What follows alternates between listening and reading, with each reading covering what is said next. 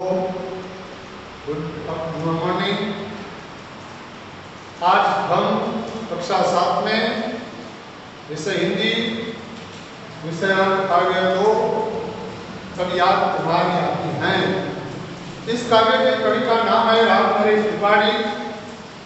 रामनरेश त्रिपाठी ने एक उपन्यासकार हैं, आलोचक हैं और आख्यानकार भी हैं और एक कवि के रूप में आज इस काव्य में हमें उसकी प्रदान मिलती है। कवि की काव्य रचनाएं जो हैं, इस काव्य रचनाएं में मिलन, पति, स्वर और मानस। ये काव्य पंक्तियां आज जो इस कविता में कवि ने दी है, इससे प्रकृति का सुंदर वर्णन किया है। प्रकृति का जो वर्णन है, इसमें चंद्र है, सूरज है, तारे हैं, सागर हैं, पर्वत हैं, ये आदि ये प्रकृति के दृश्य, यानी कि खुदा ने बनाया हुआ इस सृष्टि का सर्जन करने वाला खुदा है, प्रभु। इसीलिए तो इन पंक्तियों में कवि ने बताया है कि हे जग के सृजनहार, यानी कि इस सभी प्रकृति के दृश्य के जो रचना हम पढ़ते हैं, देखते हैं, सुनते हैं, समझते हैं, तो इसी तरह कवि ने इस सृष्टि के सृजन करने वाले कवि को एक कलाकार के रूप में प्रदान किया। कवि का प्रभु को कलाकार के रूप में प्रदान करना मतलब कि पूरे संसार की रचना जिसने की है, जिस खुदा ने की है, जिस प्रभु ने की है, ये सभी रचनाएं बनाने वाला खुद एक कलाकार है। तो यहाँ इन काव्य पंक्तियों में कवि हमें एक कलाकार के रूप जो प्रभु को दिया है, तो इसका वर्णन इस काव्य पंक्तियों के द्वारा हमें मिलेंगे। इस काव्य को आज मैं पढ़ूं या पढ़ता हूँ, सब भी छात्र मेरे साथ साथ भी पढ़ेंगे और अच्छे गान गाएंगे।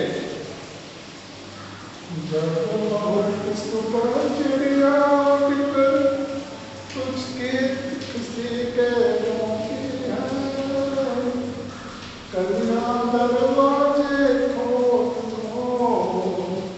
जब दुनिया पर मुस्काती खुशबू की लहरें जब घर से पहाड़ियां लौटाती हैं, ये जग के सृजनहार प्रभु, कविता तुम्हारी छम छम बूंदें गिरती हैं, बिजली चमचम कर जाती है, मैदानों में मनमानों में जब हरियाली लहराती है, जब ठंडी ठंडी हवा कहीं से मस्ती तो कर आती है, ये जग के सृजनहार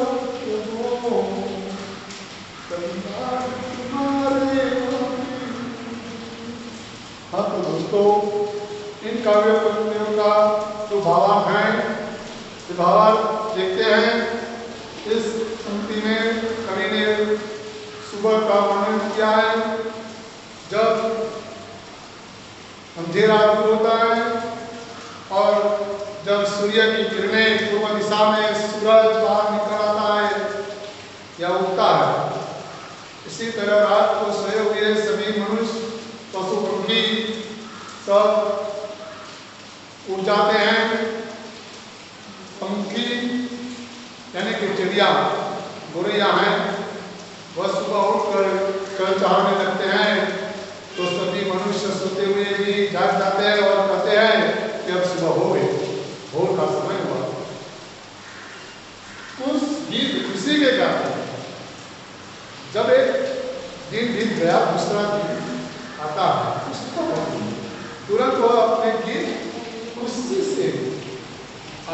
से, हर्षोल्लास से गाने लगते हैं, क्योंकि उसको नया दिन प्राप्त होता है।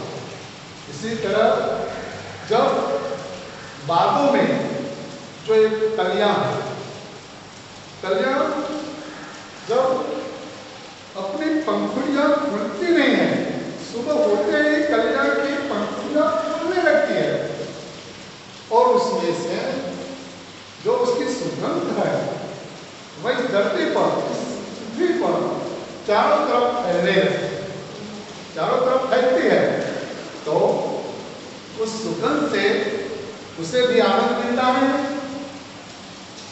हे जग के सृजनहार, तो इन पंक्तियों में कवि कहना चाहता है कि खुशबू की लहरें जब कर से, मैंने कहा लहर, तरंग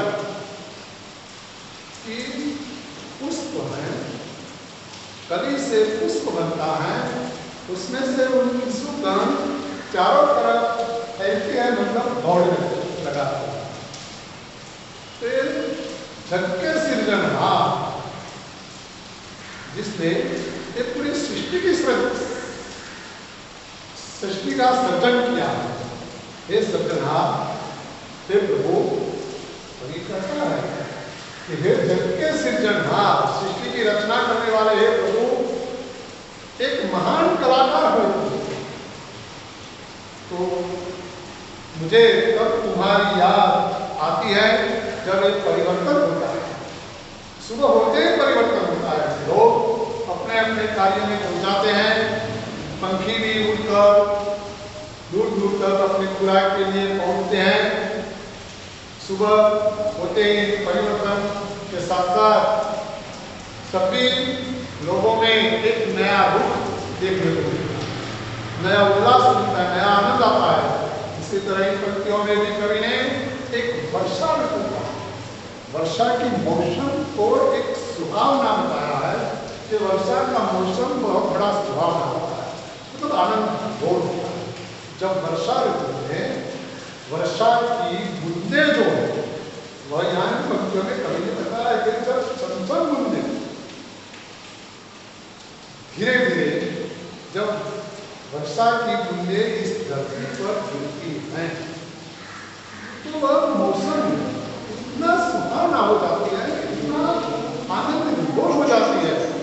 और जब वर्षा के साथ साथ आकाश में से, मतलब आप में से, गगन में से जब बिजली जो है वह चमचम कर जाती है, बिजली गिरती है, उसकी चमचम कर जाती विद्युत, उसकी आवाज से ही पूरे संसार में आनंद हो जाता है।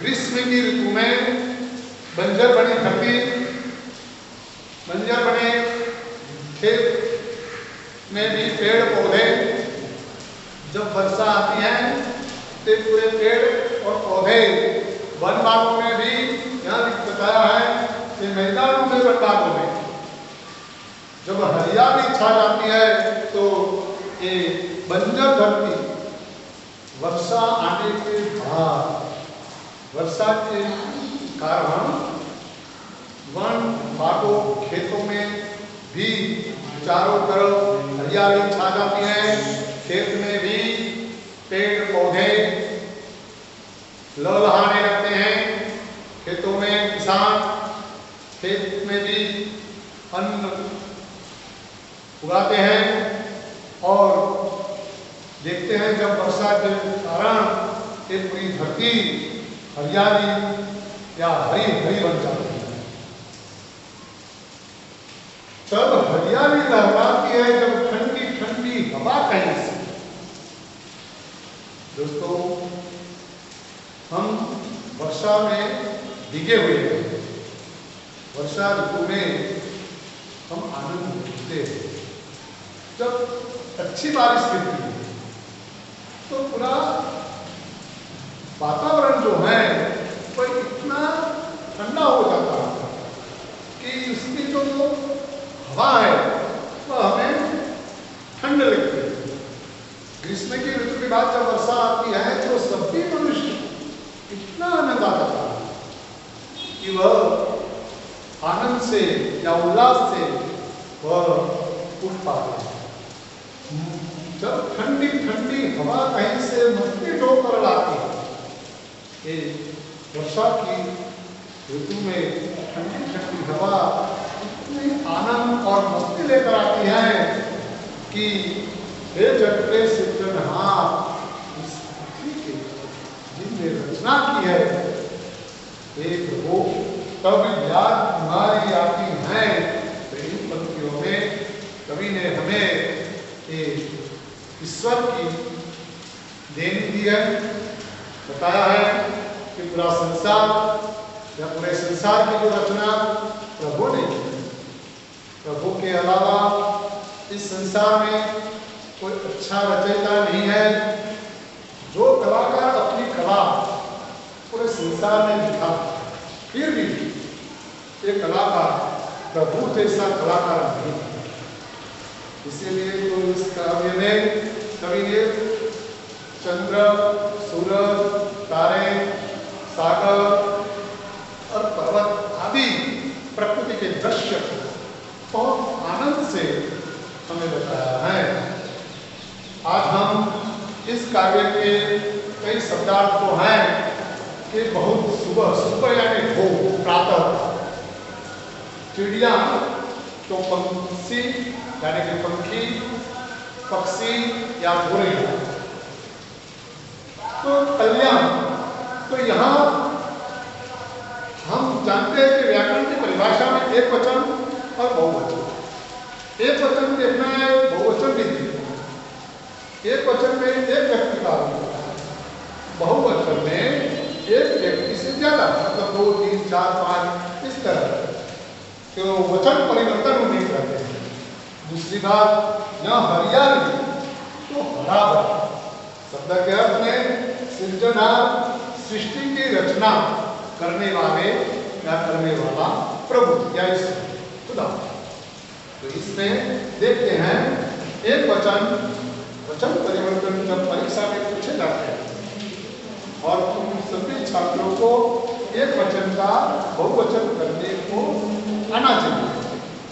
देखते हैं एक वचन, चिड़िया उड़ रही है, चिड़िया एक वचन, एक ही चिड़िया।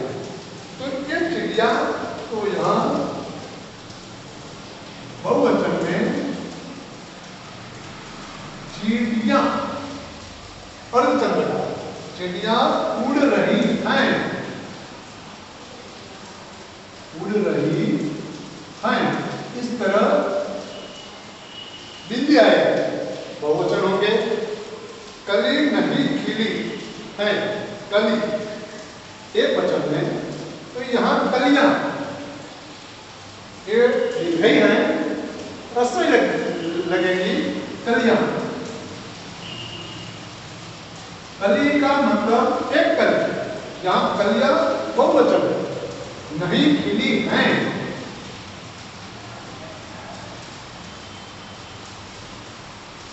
नहीं खिली है, बिंदी। जब बिंदी लगती है तो बहुवचन होता है, बिंदी नहीं लगती तो एक वचन है।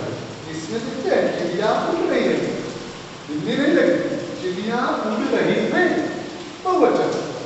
कली नहीं खिली है, बोलते हैं, यहाँ बोलेंगे कलियां नहीं खिली हैं, अनुस्वार लगता है मतलब बिंदी लगती है। इसी तरह यहाँ दूसरा है बूंद गिरती है,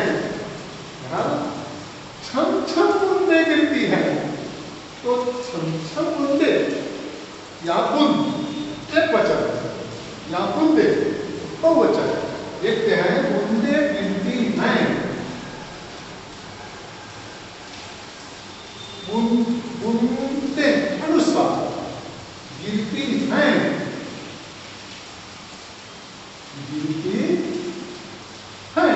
इस तरह सभी छात्रों को व्याकरण की परिभाषा में आगे बढ़ेंगे, जब पढ़ते जाएंगे तब तो यहाँ एक वचन और बहुवचन सभी छात्रों को 5-5 वाक्य एक वचन और बहुवचन का बनाना है या लिख कर लाना है। स्वाध्याय और अभ्यास के प्रश्न में उत्तर भी तुम्हें लिख कर लाना है। इसमें से बहुत से प्रश्न उठते हैं कि कवि को किसकी याद आती है, तो कवि को ईश्वर की याद आती है। चिड़िया कब उठकर गीत गाती है, तो चिड़िया बहुत सुबह उठकर खुशी के गीत गाती है। तो इस तरह संसार में जो परिवर्तन होता है, प्रकृति का जो बदलाव आता है, पूरे प्रकृति का बदलाव, यहाँ राम नरेश त्रिपाठी ने हमें अच्छे ढंग से इस काव्य में बताया है। सभी छात्रों को ये काव्य याद करनी है और काव्य का भावार्थ पढ़ कर लाना है। इसके साथ साथ ये प्रश्न के उत्तर भी